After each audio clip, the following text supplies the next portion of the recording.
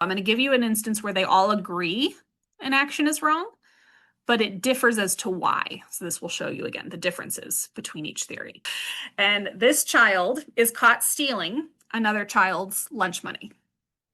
Now, it is your job to explain. Now, we're going to presume here that stealing the money was wrong. It was not a good thing to do, right? But we're going to explain if different theories why it was the wrong thing to do. So an ethical egoist would say, well, the reason that you shouldn't steal or that stealing is wrong is because you could get caught, right? It reflects poorly on me when you do this. A utilitarian would say, well, look, yeah, there are consequences for you and for me, but there's also consequences for that other kid, right? The kid who lost their lunch money, who had it taken away from them.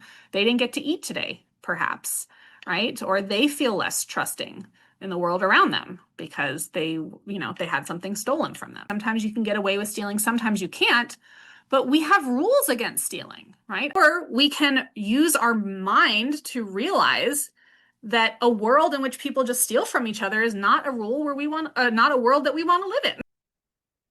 You could be a relativist, right? And say that, well, it's wrong because, we think it is, or because your school says so, or because our society says so. A virtue ethicist is going to say that stealing is wrong because you develop a habit of stealing, right? You will become a thief. How are you going to have meaningful relationships with people if you steal from them, right? No one's going to trust you. No one's going to want to be your friend. Okay, so all of these, again, pretty much the same thing. Stealing is wrong, but you can see their differences in why they're wrong.